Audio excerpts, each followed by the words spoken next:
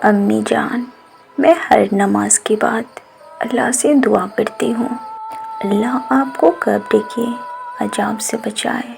میں ہر نماز کے بعد آپ کی مغفرت کے لیے دعا کرتی ہوں، اللہ آپ کے قبر کو جنت کے باغوں میں سے ایک باغ بنا دے۔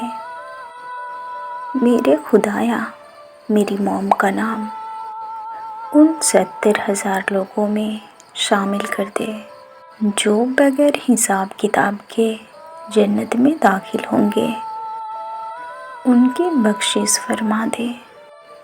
میں اللہ پاک سے یہ بھی دعا کرتی ہوں جن کی موم اس دنیا میں ہے، اللہ انہیں لمبی عمر دے۔ جنت میں کوئی غم نہیں، کوئی تکلیف، کوئی درد، کوئی مسئلہ نہیں۔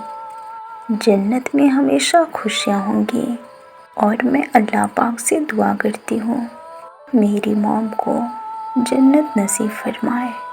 میری موم کے سارے گناہ نبی کریم صلی اللہ علیہ وسلم کے صدقے معاف کر دے، ان کی قبر میں ان کو سکون دے، اور بروز قیامت میں ان کے حساب میں آسانیاں فرما۔